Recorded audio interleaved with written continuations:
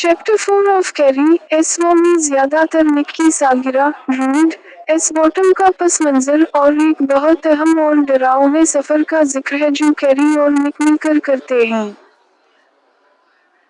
शुरू में निक की सालगिरह होती है, जो क्रिसमस से कुछ पहले आती है।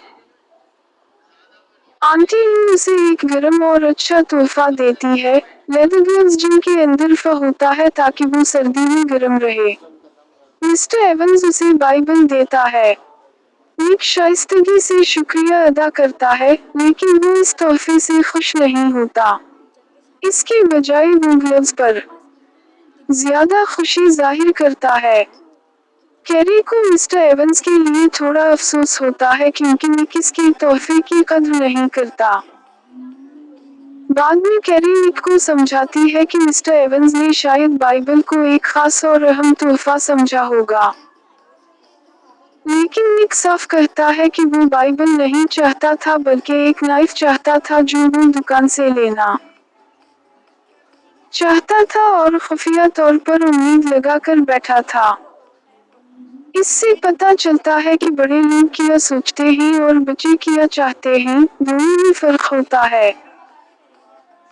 ये भी जाहिर होता है कि मिस्टर एवंस लोगों को वो चीजें देना पसंद नहीं करता जो वो चाहते हैं, क्योंकि वो अक्सर कहता है कि "Want must be your master"।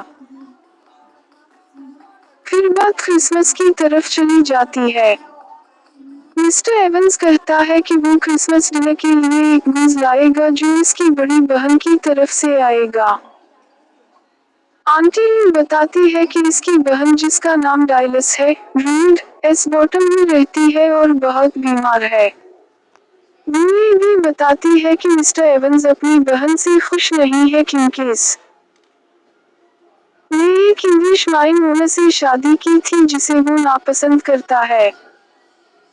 वो इस खानदान को अपने वालिद की मौत का जिम्मेदार समझता है जो माइनिंग एक्सीडेंट में मर गए थे। उसी वजह से मिस्टर एवंस अब भी नाराज है और अपनी बहन को माफ नहीं करता, हालांकि उसका शौहर मर चुका है और वो खुद बीमार है। इससे मिस्टर एवंस की जिद्दी और माफ न करने वाली तबीयत जाहिर होती है।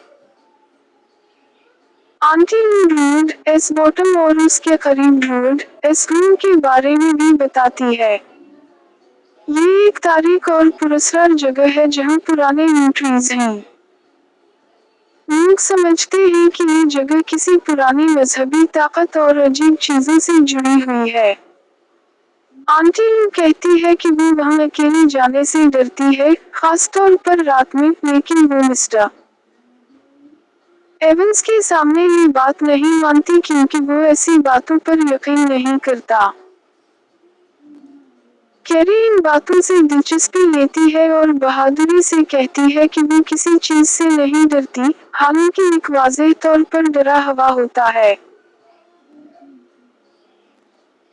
शुरू में आंटी लू बच्चों को साथ ले जाने का सोचती है ताकि वो रूड, एस बॉटम से गूज ले आए, लेकिन वो बीमार हो जाती है और नहीं जा सकती। मिस्टर एवंस फैसला करता है कि कैरी और निक अकेले जाएंगे। आंटी लू परेशान होती है क्योंकि वापसी तक अंधेरा हो जाएगा, लेकिन मिस्टर एवंस इसकी बात नहीं सुनता और इन्हें जाने का कहता है।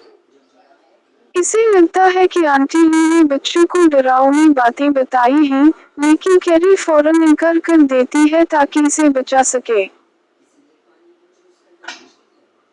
जब कैरी और निक रेलवे पाथ पर सफर शुरू करते हैं, कैरी बहादुरी दिखाने की कोशिश करती है और निक को कहती है कि डरने की कोई बात नहीं।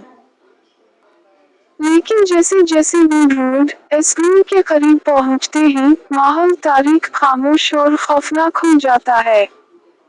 सूरज गुरूब हो रहा होता है और जगह अजीब और सुनसान लगती है। जब वो नीचे जाने वाले रास्ते पर पहुंचते हैं, निक बहुत डर जाता है और आगे जाने से इनकार कर देता है। कैरी इसे मनाने की कोशिश करती है और कहती है कि वहाँ टेस्टी चीजें मिलेंगी जैसे मिन्स पाइज, लेकिन वो नहीं मानता। फिर कैरी दिखावा करती है कि वो उसे छोड़कर जा रही है ताकि वो पीछे आए, और ये काम कर जाता है।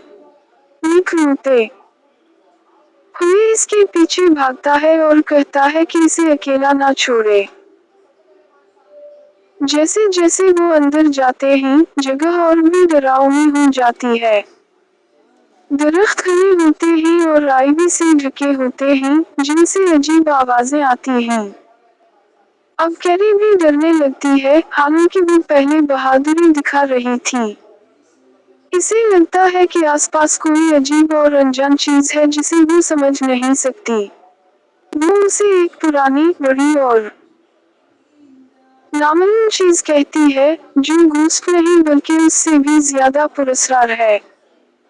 इससे पता चलता है कि उनका डर सिर्फ ख्याल नहीं बल्कि माहौल की वजह से भी है।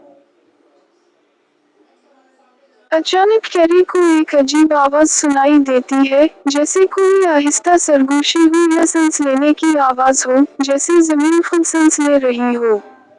ये दोनों को बहुत डरा देता है। निक रोने लगता है और कैरी उसे कहती है कि कुछ नहीं है। लेकिन फिर उन्हें एक और आवाज सुनाई देती है, जैसे कोई गॉबलिन साउंड उनके करीब आ रही हो। ये सुनकर वो घबरा जाते हैं। कैरी निक को कहती है कि पीछे मत देखना और भागना शुरू कर देती है। दोनों तेजी से भागते हैं, हालांकि रास्ता मुश्किल होता है। निक एक बार गिर जाता है, लेकिन कैरी इसे उठाकर आगे भगाती है। जब वो भाग रहे होते हैं, वो अजीब चीज जैसे उनके पीछे आ रही होती है, जिससे वो और ज्यादा डर जाते हैं। कैरी को फेरी टेल्स याद आती हैं जहाँ पीछे देखना खतरनाक होता है, इसलिए वो निक को मना करती है। आखिरकार वो ड्रूड एस बॉटम के घर को देखते हैं जहाँ रोशनी जल रही होती है। इससे इन्हें उम्मीद मिलती है। वो घर तक पहुंचते हैं और दरवाजे की तरफ भागते हैं, डरते हुए कि वो गॉबलिन इन्हें पकड़ ना ले। जैसे ही वो समझते हैं कि वो पकड़े जाएंगे, दरवाजा अचानक खुल जाता है और वो अंदर गिर जाते हैं जहां रोशनी, गर्मी और हिफाजत होती है। ओवरऑल ये बाबाम जिंदगी, जैसे सालगिरह और खानदान और खौफ और राज को मिलाकर दिखाता है। इसमें निक की सच्चाई और ख्वाहिशात, कैरी की बहादुरी और अंदरूनी खौफ, और ड्रूड एस का पुरस्कार माहौल दिखाया गया है। ये बाब ड्रूड एस बॉटम को एक अहम जगह के तौर पर पेश करता है और ये इशारा देता है कि आगे कुछ अहम होने वाला है। ये सफर एक अहम मोड़ है जो कैरी और निक के दरमियान ताल्लुक और उनकी हिम्मत को जाहिर करता है।